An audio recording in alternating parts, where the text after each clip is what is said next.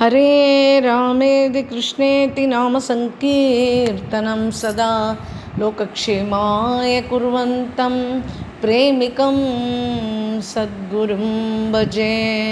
जय बोलो श्री प्रेमिकेंद्र सद्गुरुनाथ महाराज की जय। सर्व संतनों की जय। राधे कृष्णा सखीஸ், இன்றைய தினம் ஸ்ரீ லலித் கிஷோரிஜி, லலித் மாதுரிஜி இவளுடைய சரித்திரத்தை பார்க்க இருக்கிறோம். ஸ்ரீ பிருந்தாவனத்திலேயே அதி பிரசித்த கோவில் பக்தராஜ் ஆனால் இந்த லலித கிஷோரிஜியும் லலித் மாதுரிஜியும் சேர்ந்து கட்டின கோயில் ஷாகுஜி மந்திர் அப்படின்னு அந்த பெயரில் இருக்கிற இந்த கோயில். இந்த கோயிலுக்கு லலித குஞ்சுன்னு ஒரு பேர் உண்டு, ஆனால் ரொம்ப குறைச்ச பேருக்கு தான் இது தெரியும். கீர்த்தி ஸ்தம்பம்ன்றது இந்த கோயிலில் கட்டியிருக்கா இவா. இந்த ஷாகுஜி மந்திர் அப்படின்றது ஸ்ரீ லலித் கிஷோர்ஜி மகராஜ், ஸ்ரீ லலித் மாதுரிஜி மகாராஜ் இவா தான் இந்த கோயிலை கட்டினா. இவா அத்தியந்த தனவான்கள், பெரிய பணக்கார குடும்பத்தில் பிறந்தாலும் ரொம்ப சரளமானவர்கள். இவாளுக்கு அகங்காரம், டம்பம், பெருமை அதெல்லாம் அவளுக்கு கிடையவே கிடையாது. உலகத்தில் சரள்தா தான், அதாவது சௌஜன்யமாக பழகிறது, ரொம்ப சாதாரணமாக நடந்து கொள்வது, அது காணப்படுறது இந்த உலகத்திலேயே ரொம்ப கடினம். ஸ்ரீ ராதாராமன் இந்த ராதாரமன் லால்ஜிகிட்ட அவளோட ஹிருதயத்தில் ரொம்ப விஷுக்த பக்தி உண்டு. இந்த லலித் கிஷோரிஜியினுடைய சரித்திரம் ரொம்ப பாவனமான சரித்திரம். லலித் கிஷோரியினுடைய ஜென்மம் லக்னோவில் வாழ்ந்துட்டுருக்கிற இந்த ஷாக் பிஹாரிஜி லால்ஜி, அவருடைய புத்திரர் ஷாக் கோவிந்த லால்ஜி. 1825 வருஷம் கார்த்திக் கிருஷ்ண த்விதிய அன்னைக்கு இவர் பிறந்தார். ஷாக் அப்படின்ற இந்த பேர் இவர்களுடைய குடும்பத்தில் முதல்ல வர்றதுக்கு காரணம், லக்னோவில் அந்த சமயத்தில் இவா தான் இருக்கிறதுலையே ரொம்ப பெரிய பணக்காரா. ரகீஸ் ஆங்கிலேயர்கள் அந்த காலத்தில் நவாபுகளுடைய சாசனம் இருந்தது. அந்த நவாபுகிட்டேருந்து இந்த ஷாகுஜி அப்படின்ற இவாளுக்காக வேண்டி இந்த சொத்து பூரா பிராப்தியானது. அதனாலேயே தான் இவா குடும்பத்துக்கும் ஷாகுஜி அப்படின்ற ஒரு சப்தமும் வந்தது. மாதா பிதா வச்ச பேர் ஷாக் குந்தன்லால் லலித் கிஷோரி. அப்புறம் நாளடைவில் லலித் கிஷோரிஜின்ற அந்த பேர் தான் நிரந்தரமாக இருந்துன்னு வந்தது. இவருடைய இளைய சகோதரர் இவருக்கு 3 வருஷம் கழிச்சு தான் பிறந்தார். அவருடைய பேர் ஷாக் சுந்தன்லால். பக்தி சம்ஸ்காரம்ன்றதை இவா பறக்கும்போதே கொண்டு வந்தா. இவருடைய தாத்தா ஷாக் பிஹாரி லால்ஜி, அவரே மகா வைஷ்ணவர். ஆச்சரியம் என்ன அப்படின்னு கேட்டால், இப்போ தற்காலத்தில் என்ன கோயில் இருக்குது, ஸ்ரீ ராதாரமன்ஜி பிருந்தாவனத்தில் இருக்கிற இந்த ஸ்ரீ ராதாரமன்ஜி மந்திர் இருக்குது இல்லையா, அதில் இருக்கிற ஸ்வயம்பூ டாக்கூர் தானே அங்கே இருக்கிறவர். இப்போ எங்கே இருக்காரோ அந்த ராதாரமன் இப்போ எங்கே பிருந்தாவனத்தில் வாசம் செஞ்சுன்னு இருக்காரோ அந்த கோயிலையே இவா தான் நிர்மாணம் பண்ணா. இந்த கோயிலுடைய, இந்த ராதாரமன் கோயிலினுடைய நிர்மாணம் இந்த ஷாகுஜி குடும்பம் மூலமாக தான் ஆனது. பரம்பரையாக இவ ராதாரமனை தான் சரண ஆசிரியம் கொண்டவா. வர்த்தமான காலத்தில் பார்க்கும்போது ராதாரமன்ஜி கோயிலை லலித் கிஷோரியினுடைய பூர்வஜர்கள் தான் கட்டியிருக்கா. லலித் கிஷோரிஜி, லலித் மாதுரிஜி 2 பேருமே மகா மேதாவிகள். இப்போ படிக்கும் காலத்துலேயே பார்சி பாஷை கட்டாயம் படிக்கணும். ஆனால் அந்த பார்சி பாஷை படித்தா தான் அரசாங்கத்தில் வேலை கிடைக்கும் அப்படின்ற ஒரு கட்டாயத்துக்காகவே வேண்டிய பார்சி பாஷை படிக்க வேண்டியதாக இருந்தது. ராஜாங்க காரியங்களில் பார்சி பாஷை தான் அதிகம் பிரயோஜனத்துலேயும் இருந்தது. அதனால் இவாளுடைய தாத்தா பாட்டி எல்லாருமே இவாளுக்கு பார்சி சிக்ஷாவும் கொடுத்தா. இவா 2 பேருமே ரொம்ப பார்சி மொழியில் அதிகமான பாண்டித்யம் பெற்றிருந்தா. இது தவிர பஞ்சாபி, ஹிந்தி, குஜராத்தி, பங்களா இந்த பாஷைகள்லாமும் இவா ரொம்ப நல்லா கற்றுண்டா. சின்ன வயசுலேயே 2 பேருமே குரு கிருப்பைக்கு பாத்திரமானவர்கள் தான். குரு வச்ச பேர் தான் வந்து இந்த லலித் கிஷோரி மாதுரிஜி, லலித் மாதுரிஜி இந்த 2 பேருமே வந்து குரு வச்சது தான். வித்யாவது ஜீவனம் அப்படின்றதுக்கு ஏற்ற மாதிரி எவ்வளவு அதிகமாக இவ படிச்சிருந்தாலும் அது எப்போ ஒருத்தருக்கு சார்த்தகம் ஆகும் அப்படின்னா அந்த வித்தை வந்து பகவத் சேவைக்கு உபயோகப்படணும். அப்போ தான் அது வந்து வித்யாவது ஜீவனம். பாஷா பிரயோகம் வந்து ஸ்ரீ கிருஷ்ண லீலா கரணத்தில் உபயோகப்படணும். ஸ்ரீ லலித் கிஷோரிஜி வந்து நிறைய கவிதைகள் இயற்றியிருக்கார். ஹிந்தி, பிரஜபாஷை அதிலெல்லாம் நிறைய பாட்டு இவரோடது இருக்குது. அது தவிர உருது, கஜல், பார்சி, பங்களா, பஞ்சாபி, குஜராத்தி, எத்தனை லாங்குவேஜ் பாருங்க. இத்தனை லாங்குவேஜ்லேயும் இவருடைய பாடல்கள் ரொம்ப பிரசித்தம். இவா 2 பேருக்குமே ஸ்ரீ ராதாரமன் அங்கசேவி கோஸ்வாமி, ஸ்ரீ ராதா கோவிந்த் லால்ஜி அப்படின்றவர் தான் இவாளுக்கு தீக்ஷா குரு. அவர் தான் இந்த பெயரையும் இவாளுக்கு சூட்டினார். கவிதா பதம் அந்த சங்கிரகம் வந்து மாதுரி அந்த பேரில் தான் பக்த சமாஜத்தில் வந்து ரொம்ப பிரகாசம் ஆனது. லலித் கிஷோரிஜிக்கு இப்போது அவள் பெற்றோர் வந்து விவாகம் பண்ணி வச்சுட்டா. அவருக்கு வந்து ஒரு குழந்தையும் பிறந்தது. அந்த குழந்தைக்கு பேர் வந்து கமல் கிஷோரிஜி அப்படின்னு வச்சா. சர்வ சம்பத்திகள், மகா சௌபாகியசாலிகளாக இவளுடைய குடும்பம் அப்படி ஒரு பிரசித்தியான குடும்பம் அந்த ஊர்லேயே.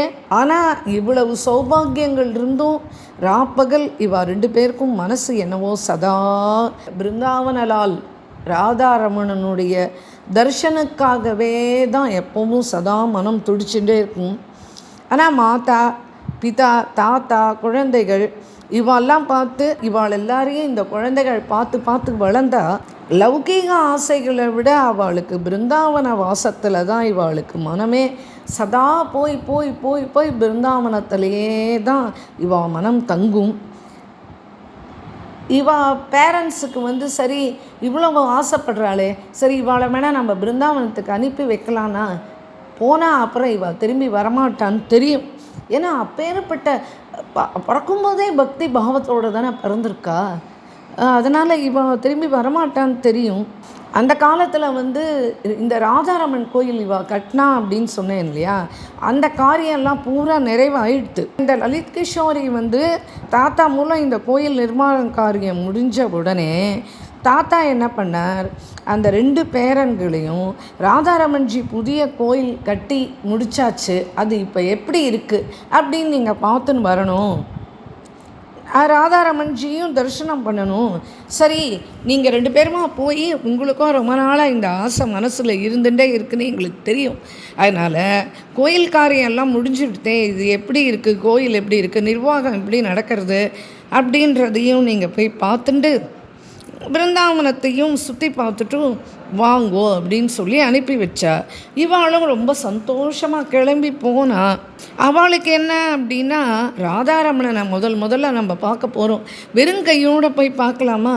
அதனால் என்ன பண்ணார், அந்த ராஜாதிராஜன், ராஜ வைபோகம், ராஜ கம்பீர அந்த ராதாரமணனுக்காக ஒரு தங்க சிம்மாசனம் பண்ண சொல்லி அதை எடுத்துகிட்டு போகிறான் இந்த சகோதரர்கள். சந்துக்கள்லாம் சொல்கிறா, இன்னும் அந்த தங்க சிம்மாசனம் ராதாரமன் கோயிலில் தான் இருக்குது. இவா 2 பேரும் ராதாரமணனை பார்க்கணுன்னு எவ்வளவு மனசில் ஒரு பெரிய ஆவலோடு துடிச்சுட்டு இருந்தாலும் அதே போல தான் ராதாரமணனும்.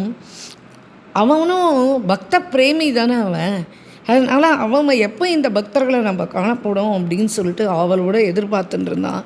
ராதாரமணனை வந்து ஒரு தடவை தரிசனம் பண்ணிட்டா அப்படின்னா அவனுடைய நேத்திர பானங்களினால் அவள் அடிக்கப்பட்டு அதுக்கப்புறம் சதா சதா சதா ராதாரமன் பாதாகரன் ராதாரமன் அப்படியே சொல்லிட்டு அவனுடைய சரணத்திலேயே கிடக்க வேண்டியது தான். அப்படியே அவன் மோகிச்சிடுவான், அப்படியே அவனை ஆகர்ஷிச்சிடுவான். இன்னொன்று, பிரேமிகளுடைய கண்கள் மூலமாக அவள் தரிசனம் பண்ணும்போதே அவளுடைய ஹிருதயத்தை போய் ஆக்கிரமிச்சிருவான் முதல்ல. அப்பேற்பட்ட மகா திருடன் அவன். பிருந்தாவன நிதி யார் அப்படின்னா ஸ்ரீ ராதாரமன் தான். சப்த நிதின்னு சொல்கிறா, சப்த பிரபுக்கள் இருக்காங்க. ஆனால் இந்த ராதாரமன் ஸ்வயம் பிரகடனமானவன் இல்லையா. ஸ்வயம் சால கிராமத்துலேருந்து ஸ்ரீ கோபால பட் கோஸ்வாமிக்காக ஸ்ரீ கிருஷ்ண சைத்தன்ய மகாபிரபுவனுடைய ஆக்ஞை பேரில் அவருடைய சிஷ்யரான இந்த ஸ்ரீ கோபால பட் சுவாமி கண்டகி நதிக்கு போய் அங்கே குளிச்சுட்டு எழுந்துக்கும்போது எடுத்துன்னு வந்த சால கிராமம் தான் அந்த ராதாரமன்ஜி. அந்த ராதாரமன்ஜிலேருந்து இவருடைய பக்தி, இந்த கோபால பட் சுவாமியினுடைய பக்தி, அப்புறம் அவர் இப்படி சால கிராமமாக இருந்தால் நான் எப்படி உனக்கு அழகு பண்ணி பார்ப்பேன், உனக்கு எப்படி சிங்காரம்லாம் பண்ணுவேன்னு அவர் அப்படியே மனசால் உருகி உருகி உருகி நமஸ்காரம் வச்சு அந்த சாலக்கிராமத்துலேருந்து இந்த வைசாக்க பூர்ணிமா இப்போ பூச்சி பார்த்தேல, இந்த வைசாக்க பூர்ணிமா அன்னைக்கு தான் இந்த ராதாரமன்ஜி ஸ்வயம் பிராக்கட்டியமானார் அந்த சாலக்கிராமத்துலேருந்து. இன்றைக்கி வரைக்கும் நம்ம எல்லாருக்கும் தரிசனம் கொடுத்துட்டு தான் இருக்கார். அப்படி இந்த ராதாரமணனுடைய தரிசனம் ஆகி இவா 2 பேரும் கண்ணால் ஜலம் விட்டு பிரதி தினம் அஷ்டயாம சேவா ஒன்றை கூட விடாமல் போவா. அதுக்கப்புறம் பிரஜ பரிக்கிரமா நித்தியம் பண்ணுவா. இப்படியே அங்கேயே தங்கிட்டா.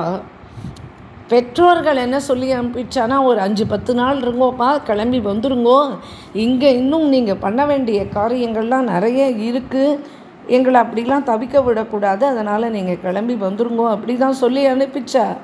ஆனால் வந்தா நாளைக்கு போகலாம், நாளைக்கு கிளம்பலாம்னு அப்படியே ஒரு மாதத்துக்கு மேலே தங்கிட்டா இந்த ராதாரமணனுடைய அண்டைய.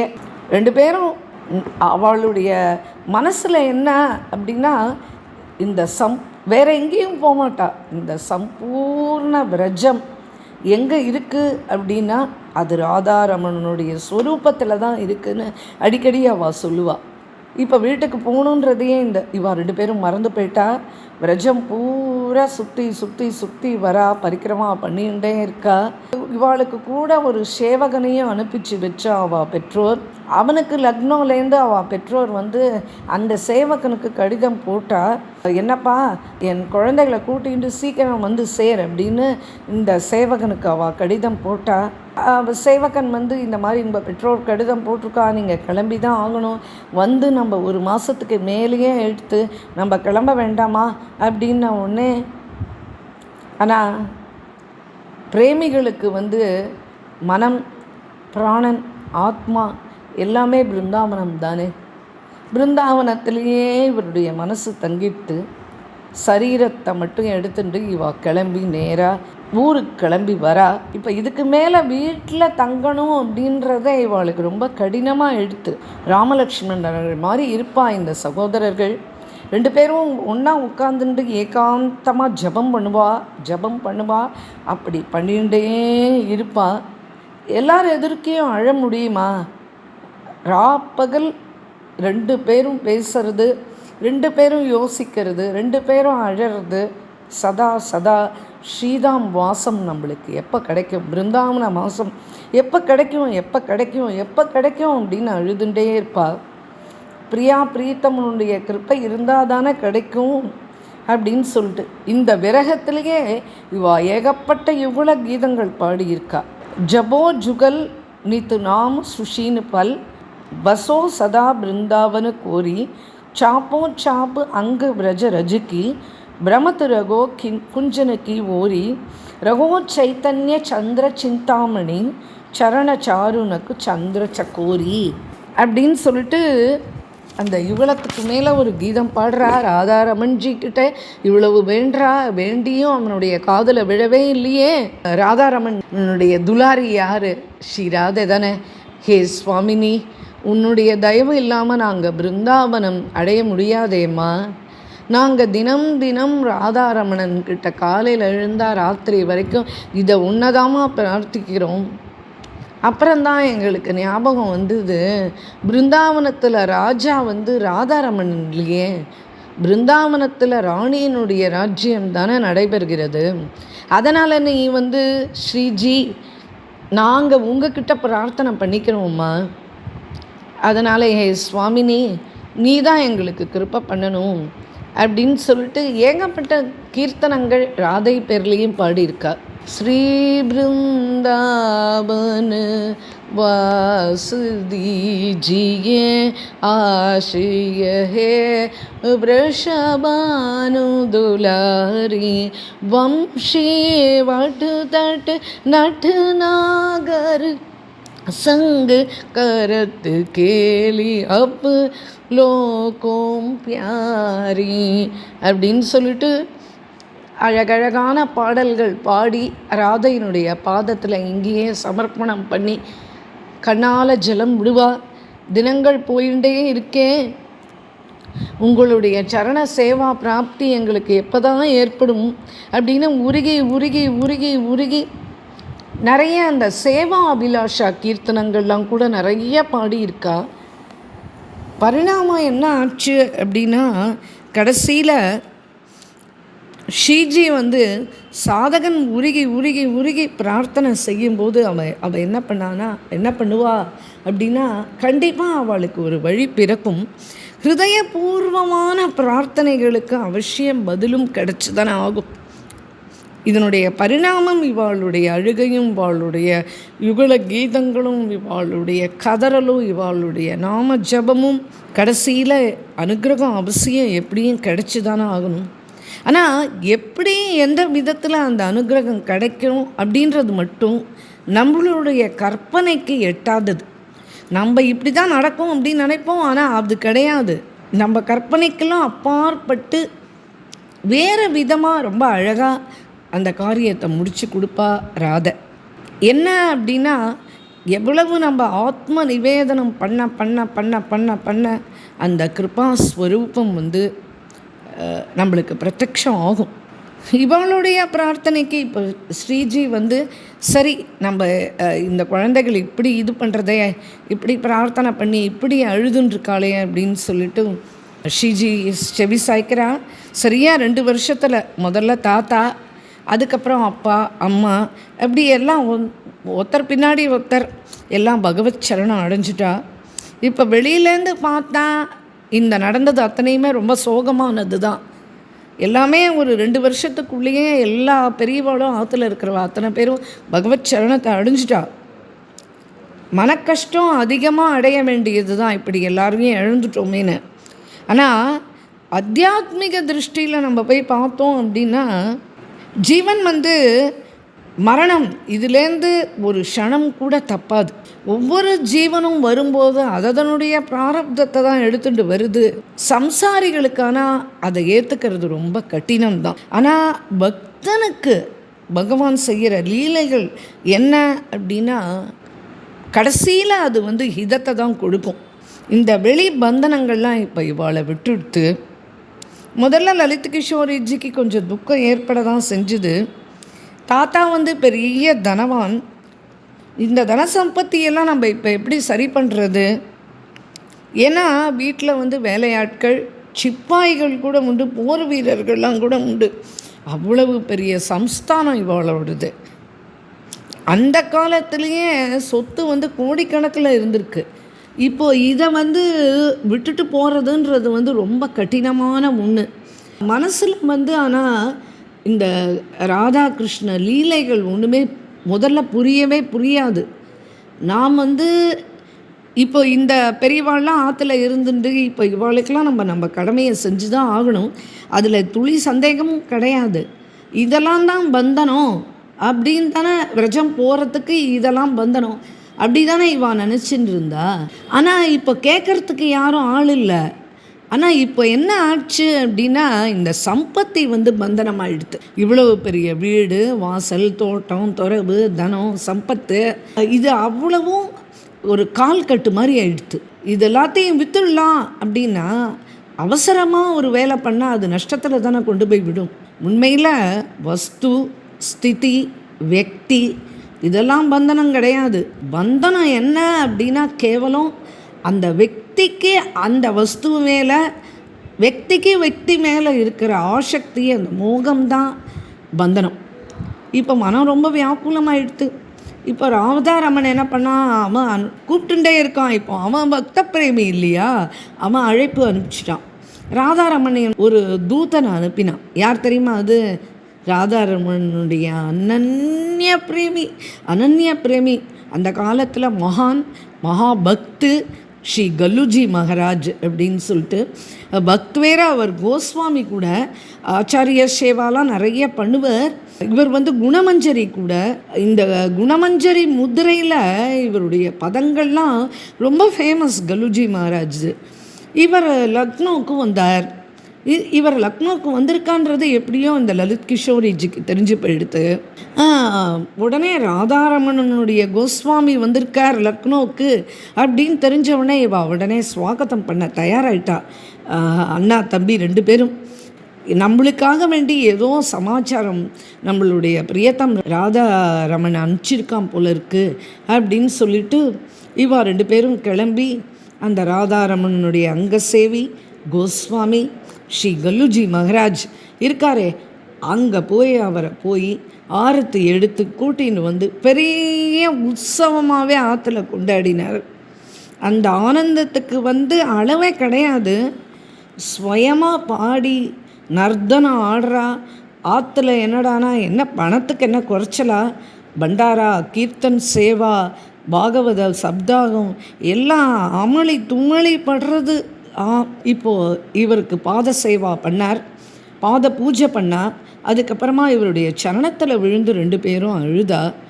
இப்போது ராதாரமணனை பற்றியே தான் 2 பேரும் கல்லுஜி மகாராஜ் எதிர்க்க போய் உட்கார்ந்தா. வேற எந்த பேச்சும் கிடையாது. ராதாரமணனை பற்றி சர்ச்சை பண்ணுவா. அவனுடைய லீலைகள், அவனுடைய அனுபவங்கள், அவருடைய ஏகாந்த அனுபவங்கள்லாம் இவர்கிட்ட பகிர்ந்து பரவர். இப்படி பல நாட்கள் இவருடைய கிரகத்தில் அவர் தங்கியிருக்கார். அதுக்கப்புறம் கொஞ்ச நாள் விட்டு கிளம்பிட்டார். இதை விட ஒரு பெரிய சங்கேதம் பகவான் என்ன பண்ண முடியும்? சரி, இப்போ நிச்சயம் பண்ணா என்ன அப்படின்னா, நம்ம கண்டிப்பாக பிருந்தாவனத்துக்கு போயே தான் ஆகணும்.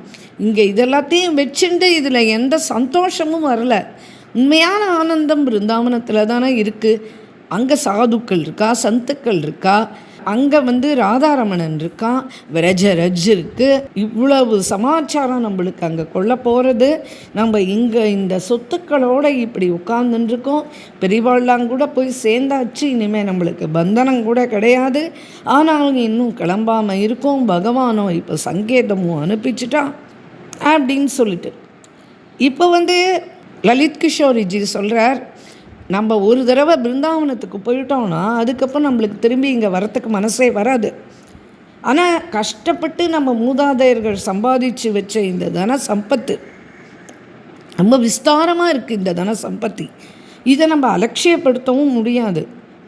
மேலும் பிருந்தாவனம் போயிட்டு லக்னோ ஞாபகமாக இருக்கிறது எப்படி அப்படின்னா, அது பூர்ண பிருந்தாவன வாசமும் ஆகாது. அதனால் இங்கே என்ன ஆச்சோ அப்படின்னு நினச்சிட்டு இதை பற்றி வருத்தப்படுறதை விட நம்ம எல்லாத்தையும் நம்ம விற்றுட்டு நம்ம கிளம்பிடலாம் சீக்கிரம் அப்படின்னு அவள் பேசிக்கிறா. பிருந்தாவன வாசன்றது என்ன? மன் அவர் தன், அதுதான் அடிக்கடி சொல்லுவார் அந்த கோஸ்வாமி. மனம் சரீரம் அது 2மே ஒரே இடத்துல அப்படி தங்கி பிருந்தாவனத்தில் இருந்தால் தான் அந்த பூர்ண கிருப்பா அனுபூதி நம்மளுக்கு ஏற்படும். அதனே இப்போ என்ன பண்ணால், சரி இப்போ ஒன்று பண்ணுவோம், நம்மக்கிட்ட இப்போ என்ன இருக்கோ இந்த சர்வ சம்பத்தையும் எடுத்துட்டு நம்ம இப்போ பிருந்தாவனத்துக்கு போவோம்.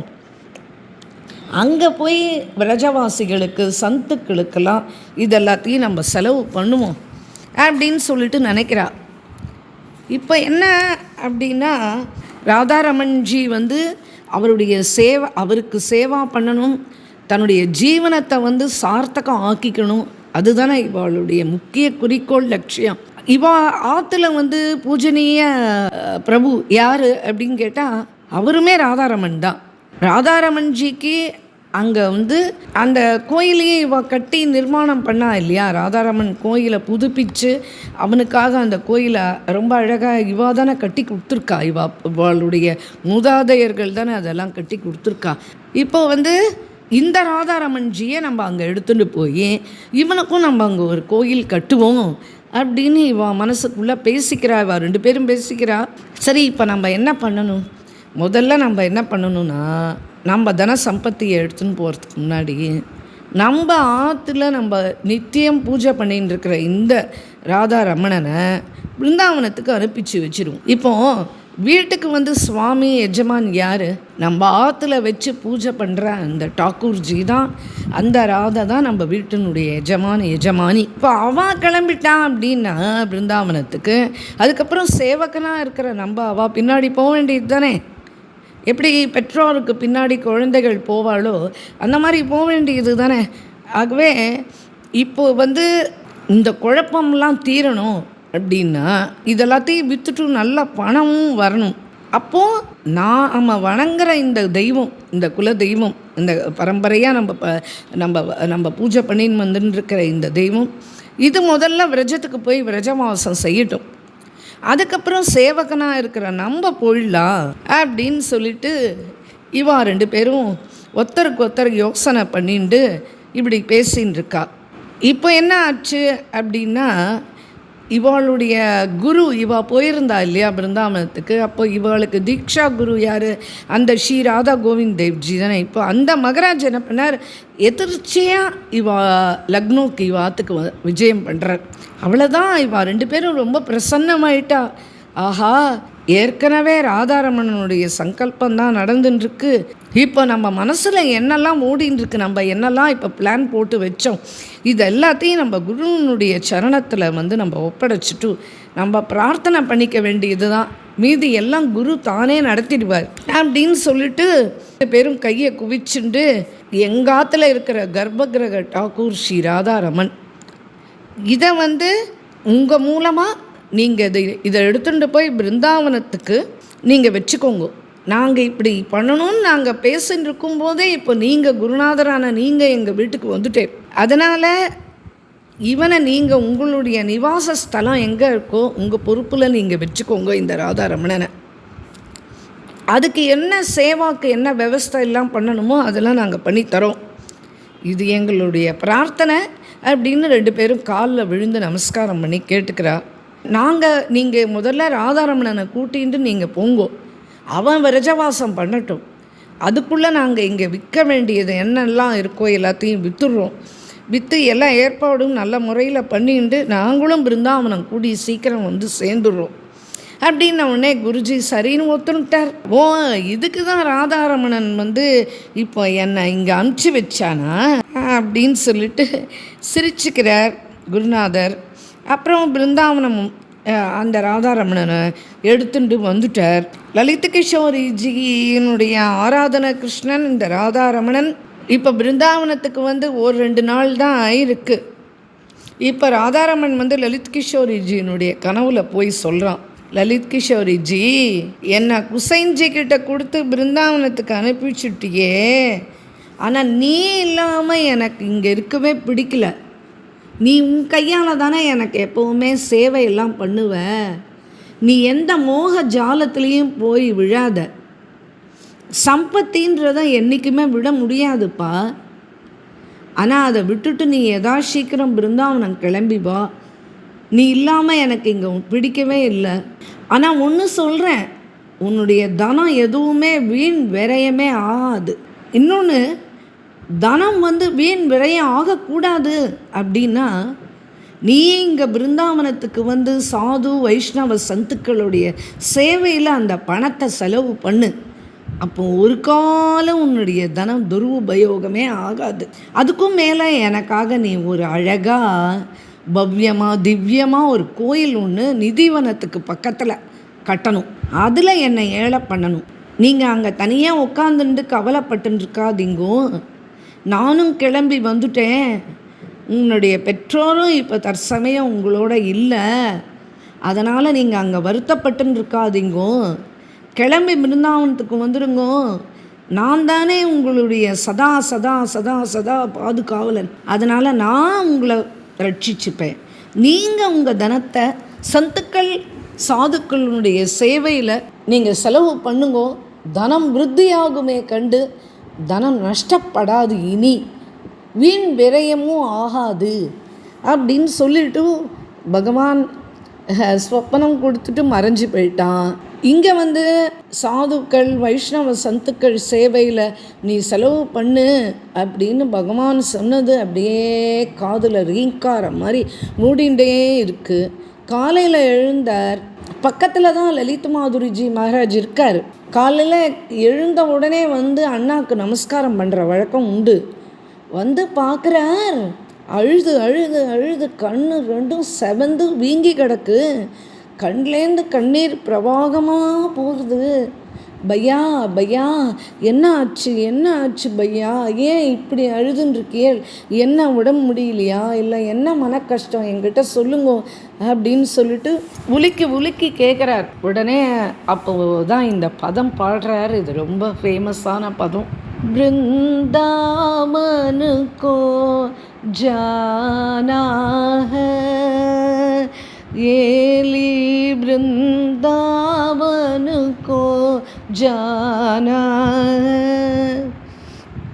रसिक रंगीले राधा मोगन दिन से वो दिल लगी राना है वृंदावन को जाना है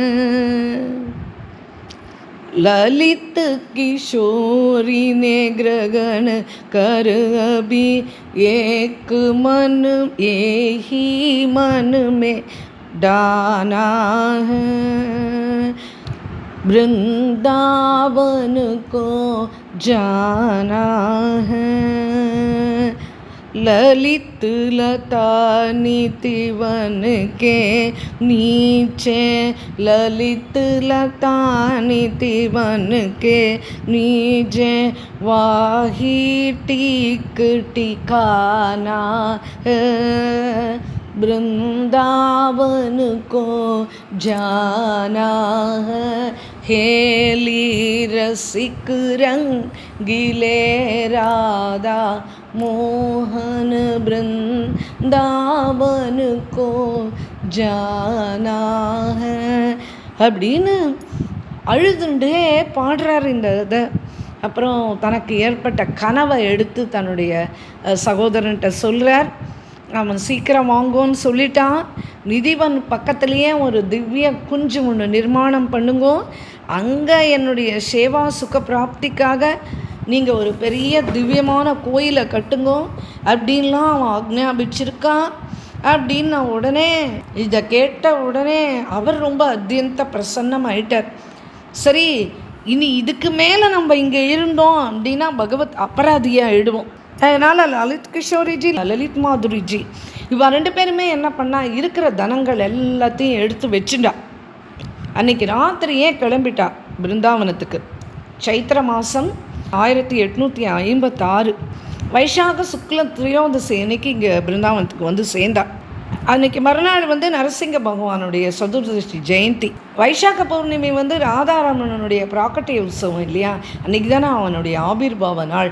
சால கிராமத்துலேருந்து அவன் ராதாரமணனாக ஆவிர்பவித்த நாள் இல்லையா அன்றைக்கி ரொம்ப விமரிசையாக நடக்கும் கோயிலில், ராதாரமன் கோயிலில் பதாயி கீர்த்தன், ஸ்பெஷல் அபிஷேகம், அற்புதமான போகு நிவேதனங்கள் அப்படின்னு அமளி துமளிப்படும். இவரும் 1000 சேவகர்கள் சைனிக் ஜனங்களோட அந்த தன வைபவங்களோட பிருந்தாவன எல்லைக்கு வந்துட்டார். வந்த உடனே அங்கேயே தன்னுடைய பாதுகைகளை கழட்டி போட்டார். நடந்தே தான் வந்தா. எங்கே நின்னாலோ சாயங்காலத்துக்கு அதுக்கப்புறமா இதெல்லாம் முடிஞ்சா விட்டு இப்போ வந்து சாயங்காலம் ஆயிடுத்து. குளிச்சுட்டு வந்து உட்காந்தா உடனே அவளுடைய சிப்பந்திகள் இருக்கா இல்லையா, அவள் என்ன பண்ணா, அந்த சுகந்த திரவியம்லாம் போட்டு அந்த அவள் உக்கா பிடிப்பாளே, அந்த உக்கா குழலை தயார் பண்ணி கையில் கொடுத்தா. உடனே அந்த ஹுக்காவை அப்படியே தூக்கி எரிஞ்சா. அதுக்கப்புறமா ஜீவன் பூரா வைராக்கியம். அதுக்கப்புறம் அந்த ஹுக்கா குடிக்கிறதையே நிறுத்திட்டா. அதுக்கப்புறம் அவள் ஸ்பர்ஷம் கூட பண்ணி பார்க்கல. அதாவது பிருந்தாவனத்துக்கு போகணும் அப்படின்னா இந்த ராஜசங்கள்லாம் உதவாது, அது அவளுக்கு தெரியும். அதுவும் மேலும் திவ்யமாக அந்த உயர்ந்த வஸ்திரங்கள்லாம் அணிவாளே அதெல்லாத்தையும் கூட விட்டுட்டா. பாதுகை எல்லாத்தையும் எல்லையிலேயே உதறி தள்ளலாம். சேவகர்கள் என்ன சொன்னால், இந்த யமுனை கரையிலேயே ஒரு கூடாரம் மாதிரி போட்டுட்டு நீங்கள் எல்லாம் இங்கேயே இருங்கோ, இங்கேயே குளிச்சுட்டு இங்கேயே உங்களுக்கு என்ன ஆகாரம் வேணுமோ பண்ணி சாப்பிடுங்கோ, அதுக்கான விவஸ்தைகள்லாம் நாம் எடுத்துன்னு வந்திருக்கோம், அதை வச்சுக்கோங்க, உங்களுக்கு வேண்டிய தனமும் இப்போ நாங்கள் கொடுத்துட்டோம், இதை வச்சு நீங்கள் இருங்கோ, நாங்கள் எப்போ கூப்பிட்றோமோ அப்போ நீங்கள் பிருந்தாவனத்துக்குள்ளே வந்தால் போதும், நீங்கள் இங்கேயே இருங்கோ அப்படின்னு சொல்லிட்டு 2 பேர் மட்டும் நேராக பிருந்தாவனத்துக்குள்ளே கிளம்பி போகிறா. வைசாக்க பௌர்ணமி, ராதாரமன் கோயிலில் தாம் தூம் சேவாலாம் அமக்களப்படுறது, அபிஷேகம் ஆகி சிங்காரம் ஆகி அதுக்கப்புறமா மாலா தாரணம் திலக தாரணம்லாம் ஆக போகிறது. இவாளை பார்த்த உடனே ராதாரமன் ஸ்வாகதம் பண்ணுறானா, எப்படி கழுத்துலேருந்து மாலை அப்படியே கழண்டு விழுது. ராதாரமன் சிரிக்கிறது இருக்கு, அது ரொம்ப அழகுன்னு சொல்வா. எல்லா சத்துக்களும் இதை நோட்டீஸ் பண்ணி சொல்லுவாள். என்ன அப்படின்னா, சில சமயம் அவன் சிரிக்கும்போது 2 பல்லு தெரியும், சில சமயம் அவன் சிரிக்கும்போது 4 பல்லு தெரியும். அப்படி தரிசனம் பக்தர்களுக்கு ரொம்ப அழகாக கொடுப்பான் ராதாரமன். ஏன்னா அவன் பக்த பிரேமி இல்லையா, பக்தர்களோட பேசுவான். ராதாரமனுக்கு கோயிலுக்கு பக்கத்தில் பட்னிமல் குஞ்சுன்னு ஒரு குஞ்சு உண்டு, இன்றைக்கும் அது இருக்குது. அந்த குஞ்சு பட்னிமல் குஞ்சு இருக்குது. இந்த சகோதரர்கள் வந்தாலே எப்போவுமே அங்கே போய் தான், இவா குடும்பமே அங்கே தான் தங்குற வழக்கம். பிருந்தாவனத்துக்கு வந்தால் இப்போ அங்கேயே தங்கிட்டு சேவாலாம் பண்ணிட்டு தரிசனம் பார்த்துட்டு அங்கேருந்து என்ன பண்ணால், நிதிவனுக்கு பக்கத்தில் தான் நான் சொல்லியிருந்தான் பகவான். அதனால் நிதிவனுக்கு பக்கத்தில் ஒரு பெரிய இடம் பார்க்குறா, விசாலமான இடம். அந்த பூமியை வாங்கினா, அவன்கிட்ட பேசி வாங்கினா. அதுக்கப்புறம் என்ன ஆச்சு அப்படின்னா, இந்த க்ஷேத்திரத்துலேயே, இந்த பிருந்தாவன க்ஷேத்திரத்துலேயே ரொம்ப பெரிய கோயிலாக இந்த கோயில் இருக்கணும் அப்படின்றது தான் அவளுடைய எண்ணம். அதனால் என்ன பண்ணால், அவ்வளோ பெரிய இடம் வாங்கினா. ஆனால் இப்போ கேள்வி அதில் கொஞ்சம் இடம்லாம் ஆக்கிரமிப்பாயிடுத்து அப்படின்னு சொல்கிறா. இருந்தாலுமே இப்போவும் போய் பார்த்தா அதுதான் இருக்கிறதுலையே பெரிய கோயில், அவ்வளோ பெரிய கோயில். அதுக்கு இன்ஜினியர் யார், அதுக்கு ஆர்கிடெக்ட் யார் அப்படின்னு கேட்டால் எல்லாமே லலித் கிஷோரிஜி மகாராஜ் தான். இப்படி ஸ்தம்பம், இந்த அளவு உயரமான கோபுரம், இந்த அளவுக்கு கர்ப்பகிரகம் அப்படின்னு சகல வரைபடங்கள்லாம் வரைஞ்சி இப்படி கட்டணும், இப்படி செய்யணும் அப்படின்ற ஆலோசனைகள்லாம் கொடுத்து அப்படி பண்ணியிருக்கார். இப்போது வேலையெல்லாம் ஆரம்பிச்சிட்டா, இடத்த வாங்கிடுச்சு, அடுத்தது வேலையை ஆரம்பிக்க வேண்டியது தானே. முழுக்க இவாளுடைய மேற்பார்வை தான். காலையில் எழுந்துப்பா, யமுனையில் போய் ஸ்நானம் பண்ணுவா, ராதாரமனை தரிசனம் பண்ணுவா, நேராக இங்கே வந்துடுவா. இது 1860 வசந்த பஞ்சமி அன்னைக்கு இந்த நிர்மாண காரியம் ஆரம்பிச்சா. இந்த கோயிலுடைய நிர்மாண காரியத்தை ஆரம்பித்தா. கிட்டத்தட்ட 8 வருஷம் ஆயிடுத்து. இந்த கோயிலை கட்டி முடிக்கிறதுக்கு கிட்டத்தட்ட 8 வருஷம் ஆயிடுத்து. அற்புதமான கோயில். வசந்த பஞ்சமி அன்னைக்கு தான் இந்த கட்டட வேலையை ஆரம்பித்தா. அதே வசந்த பஞ்சமி அன்னைக்கு அந்த கோயில் கும்பாபிஷேகம் நடக்கிறது. அந்த ஷாகுஜி மந்திர் அப்படின்னு தான் அவள் சொல்கிறா. அந்த வசந்த மாளிகை அதுக்குள்ளே ஒன்று கட்டியிருக்கா. அது உலக பிரசித்தம் அந்த வசந்த மாளிகை. அந்த வசந்த மாளிகையினுடைய தரிசனம் பார்க்கறதுக்கு கொடுத்து வச்சுருக்கணும். ஆனால் அந்த தரிசனம் வருஷத்தில் ஒரு நாள் அந்த வசந்த பஞ்சமி அன்னைக்கு மட்டும்தான் நடக்கும். அப்படி என்ன இருக்குது அந்த மாளிகைக்குள்ளே அப்படின்னு கேட்டேன்னா, திவ்யமாக ஷோ பீஸ்லாம் நிறைய இருக்குது. அதில் விதவிதமான அந்த கால கண்ணாடிகள், விதவிதமான லைட்டிங் சாண்டிலியர்ஸு, இவ்வளவு வைபவம். இது அத்தனையும் தன்னுடைய ஊர்லேருந்து அவர் கொண்டு வந்திருக்கார். இது தவிர நாட்டில் பல பகுதிகள்லேருந்து அமூல்யமான கண்ணாடிகள், அமூல்யமான லைட்டிங்ஸு வகைராக்கள் இதெல்லாம் கொள்முதல் பண்ணி சம்பத்து பூரா அந்த ராதாரமணனுடைய சேவைக்காக, ராதாரமணனுடைய சுகத்துக்காக. இனிமே இந்த மாதிரி யாருமே கோயிலே கட்டி இருக்க முடியாது, இனிமே இந்த மாதிரி யாருமே பண்ணி இருக்க முடியாது அப்படின்னு சொல்கிற மாதிரி வாழ்க்கை என்னவோ சாது ஜீவனம் தான். கட்டுறது என்னவோ இப்படி மாட மாளிகையாக கூட கோபுரமாக இப்படி இந்த ஒரு பெரிய கோயிலை கட்டி அந்த வசந்த பஞ்சமி அன்னைக்கு அந்த தரிசனம் பாரதத்தில் எங்கெங்கே இருந்தோ ராதாரமணனுடைய சேவகர்கள், ராதாரமணனுடைய பிரேமிகள் எல்லாரும் வருவா. ராதாரமணனை இங்கே கோயிலில் தரிசனம் பண்ணுவா பிருந்தாவனத்தில். அடுத்தது இந்த ஷாகுஜி மந்திர், இந்த கோயிலுக்கு அந்த வசந்த பஞ்சமி ஒரு நாள் தானே அந்த தரிசனம் கிடைக்கும். அந்த தரிசனத்தை பார்க்குறதுக்காக வேண்டிய ஜனங்கள் அப்படி கிளம்பி வருவா. ரொம்ப விஷாலமான கோயில். சில இடம்லாம் இப்போ வந்து நிறைய மூடி வச்சுருக்கா. ஃப்ரண்ட்டில் என்ட்ரன்ஸ் இருக்கு, அந்த முக்கியமான துவாரம், அதுக்கு பேர் சந்திரஃபூல் அப்படின்றது தான் அந்த துவாரத்துக்குனுடைய பேர். அந்த முக்கிய துவாரம் இருக்கே, அதுக்கு ரெண்டு புறம் இருக்கு இல்லையா, அந்த ரெண்டு புறத்துலேயும் இவா ரெண்டு பேருடைய சமாதி இருக்குது. லலித் கிஷோரிஜியினுடைய சமாதி, லலித் மாதுரிஜியினுடைய சமாதி. எப்படி வைகுண்டத்தில் ஜெயா விஜயா துவாரபாலகர்கள் அவள் ரெண்டு பக்கமும் நின்றுருப்பாரோ, அந்த மாதிரி இந்த கோயிலினுடைய துவாரத்திலேயே இவா ரெண்டு பேருடைய சமாதியும் இருக்குது. பெரிய கேட் இருக்குது. வர்த்தமான சமயத்தில் இப்போ வந்து நிறைய கடைகள் அங்கே வந்துடுது. உள்ளே போனோம் அப்படின்னா கோயிலுக்கு எதிர்க்க பெரிய பெரிய பெரிய பெரிய வளாகங்கள். இதோடு இல்லாமல் பெரிய பெரிய வெள்ளை செலவுக்கல்லால் ஆன 2 கொடை, அது பார்க்கவே அப்படி அழகாக இருக்குமா. அந்த தனம் இருக்கலாம், ஆனால் அந்த தனத்தை எப்படி இவ உபயோகப்படுத்தி இருக்கான்றது தான் அங்கே. ஒலி சமயத்தில் வந்து ஒன்று வந்து நந்தகாவ் குஞ்சு, இன்னொரு குஞ்சு வந்து பர்சானா குஞ்சு அப்படின்னு அந்த மாதிரி கட்டி இருக்கா. ஒரு நந்தகாவ் குஞ்சில் வந்து ஷாம் சுந்தர் இருப்பான், இந்த பர்சானா குஞ்சில் வந்து பிரியாஜி இருப்பாள். இந்த 2 குஞ்சத்துலேயே 2 சகோதரர்கள் இருப்பாள். இவா 2 பேரும் சேர்ந்து ஹோலி விளையாடுவா. அவளை வச்சுண்டு திவ்யமான விக்கிரகங்கள், வெள்ளினாலையும் தங்கத்தினாலையும் இழைக்கப்பட்ட சிம்மாசனங்கள், மணிகளால் ஆன பெரிய பெரிய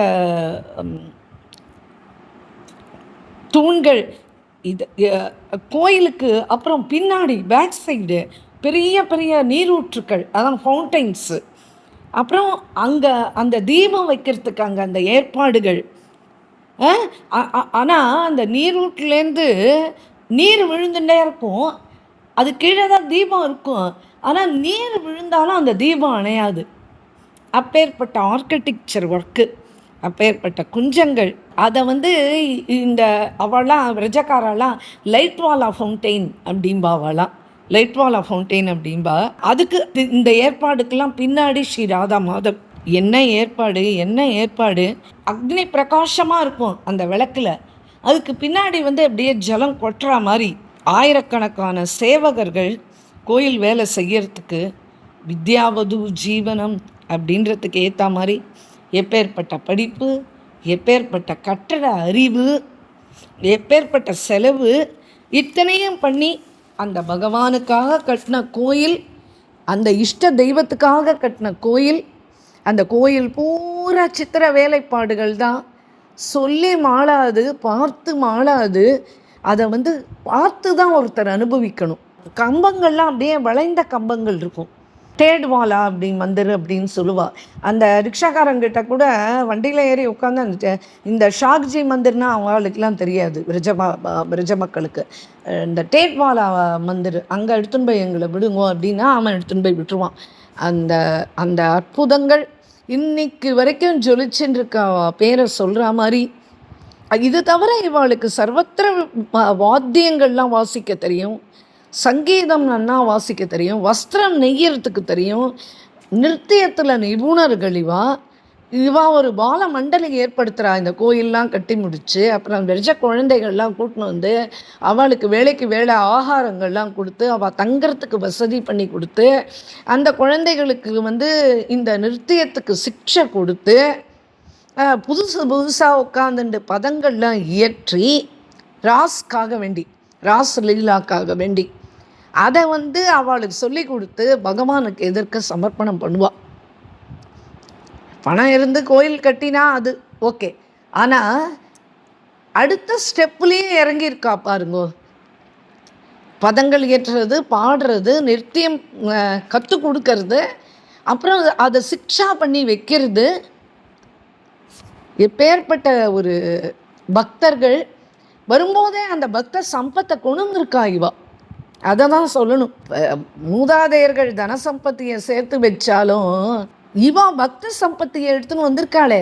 இது அத்தனையும் பண்ணி அந்த குழந்தைகளை விட்டு ராசலீலாலாம் போட்டு, வேஷங்கள்லாம் போட்டு, அந்த குழந்தைகள்லாம் அப்படி முதுக்கலமாக அவளுக்கு வயிறு நிறைய ஆகாரம் கொடுத்து அவளை இதெல்லாம் பண்ண வச்சு இதை பகவானுக்கு சமர்ப்பணம் பண்ணுவா. ஸ்வயம் உட்காந்துட்டு ஹார்மோனியம் வாசிச்சுட்டு அதி அற்புதமாக பாடுவார். அந்த நாளில் 70 லட்சம் ரூபாய் கொண்டு அப்படி அப்படி பிருந்தாவனத்தில் வாரி இறைச்சிருக்கார். 70 ரூபா பார்க்குறதே அந்த காலத்தில் கஷ்டம். பகவான் பணத்தை கொடுத்தாலும் அதை பிருந்தாவனத்துக்கு செலவு பண்ணாலே, சர்வஸ்வம் சேவாக்காகவே அர்ப்பணம் பண்ணாரே, அதுதான் அந்த கோயிலுக்கு பேரும் லலித் குஞ்ச் அப்படின்னு இவா வச்சா. ராதா ரமணனை அந்த இடத்துல அதிவைபவமாக ஏழை பண்ணா. டேட்டே கம்பேவாலா மந்திர் அப்படின்னு இன்றைக்கும் அந்த கோயில் பிரசித்தமாக இருக்குது. கோயிலுக்கு பின்னாடி இவாளுக்கு இருக்கிறதுக்கும் இடம் கட்டிண்டா. இப்போ ஒருத்தருக்கு தானே கல்யாணம் ஆகிருக்கு, அவருக்கு தானே அந்த கமல் கிஷோர்னு ஒரு குழந்தையும் இருந்தது. இப்போ அவருடைய மனைவி அந்த குழந்தை இவாள்லாம் இருக்கிறதுக்கு இடம் பண்ணிட்டு அங்கேயே அவள்லாம் வாசம் பண்ண ஆரம்பித்தா. எப்படி வாழணும், க்ஷேத்திர வாசம் பண்ணணும், அது அந்த ஸ்ரீஜியினுடைய அகாரண கருணையினால தான் அது நடக்கும். இப்போ லலித் கிஷோரிஜி தன்னுடைய உடலாலும் தன்னுடைய உள்ளத்தாலும் அப்படி ஒரு பகவத் சிந்தனை, அப்படி ஒரு பகவத் கைங்கரியம், அப்படி பகவானுக்காக தன்னையே, தன் மனசை, தன் தேகத்தை, தன் தனத்தை எல்லாத்தையும் அவருக்காகவே சமர்ப்பணம் பண்ணியிருக்கார். லலித் கிஷோரிஜி காலையில் விடிய காலையில் 4 மணிக்கெலாம் எழுந்துருவார். தன்னுடைய நித்திய கடன்கள்லாம் முடிச்சுட்டு மங்களாவுக்கு வந்துடுவார். லலித் மாதுரிஜி அழகழகான பதங்கள் உட்காந்துட்டு பாடுவார். மங்களா நடக்கும். அதுக்கப்புறம் புசைஞ்சிலாம் இருக்கா அந்த கோயிலுக்குன்னு, பூசாரிகள்லாம் அவள்லாம் வருவா, சேவக்கரெல்லாம் இருப்பா. ஆனால் இத்தனை பேர் இருந்தாலும் சரி, அந்த பூஜா விவஸ்தாக்கள்லாம் எப்படி நடக்கிறது, இன்னொன்று அதை தன் கையாலேயே தான் மேக்சிமம் பண்ணணுன்றதை அவள் ஒரு விருத்தமாக எடுத்துகிட்டு இருந்தாள். அப்புறமா பால் போகு, அதுக்கப்புறம் ஷிங்கார், அப்புறம் ஆரத்தி, இதெல்லாம் நடக்கும். அப்புறம் உட்காந்துட்டு இவா 2 பேரும் சேர்ந்து கீர்த்தன் பாடுவா. அந்த அழகு பார்க்கறதுக்கு கொடுத்து வச்சிருக்கணும் 2 கண்கள் அப்படின்னு சொல்கிறார் இந்த மகாராஜ். அதுக்கப்புறம் ராஜ் போகுக்கு தயாராவா. அதுக்கு தர்ஷனார்த்திகள்லாம் நிறைய பேர் வருவா. அப்புறம் ராஜ்போக் ஆரத்தி ஆகும். அதுக்கப்புறம் விஷ்ராம். அந்த விஷ்ராம் சமயத்தில் எத்தனை வைஷ்ணவா வந்திருக்காளோ அவள் அத்தனை பேருக்கும் ஆகாரம் உண்டு. எல்லாரும் உட்காந்துருவா. அங்கேயே வெயில் காலம் உட்காந்துருவா. எல்லாம் உட்காந்துன்னு கீர்த்தன் பாடிண்டே, இவர் பாடிண்டே இருப்பா, அவள் வாங்கி பாடுவா. அப்படி கீர்த்தன் சேவா அதி அற்புதமாக பண்ணுவார். அதுக்கப்புறம் என்ன பண்ணுவார், கொஞ்சம் விஷ்ராம் எடுத்துட்டு ராதா கோவிந்த் சுவாமி, இவருடைய குருநாதர் அங்கே தானே இருக்கார், அவருடைய வீட்டுக்கு போவா. அவருடைய சரணத்தில் உட்காந்துட்டு அவர் பண்ணுற சத்சங்கத்தை கேட்டுருப்பா. அதுக்கப்புறமா தன்னுடைய ஜாகைக்கு வருவார். அப்புறம் கொஞ்சம் கிஞ்சித் பிரசாதம் சாப்பிடுவார். ராதாரமன்ஜியினுடைய பிரசாதம் இவாளுக்கு நித்தியம் வரும். அதுக்கப்புறமா உட்காந்துட்டு புதுசாக கீர்த்தனைகள் எழுதுவார். அப்புறம் ராச மண்டலிக்காக லீலாலாம் தயார் பண்ணுவா. இப்படிலாம் நடந்துகிட்டே இருக்கும். சரித்திரம் கொஞ்சம் பெருசாக போயின்னு இருக்கு. நம்ம மேற்கொண்டு பார்ட் 2ல் பார்ப்போம். ராதே கிருஷ்ணா சகீஸ். जय बोलो श्री प्रेमिकेंद्र सद्गुरुनाथ महाराज की जय। सर्व संतनों की जय। वृंदावन धाम की जय। राधा रमण लाल की जय।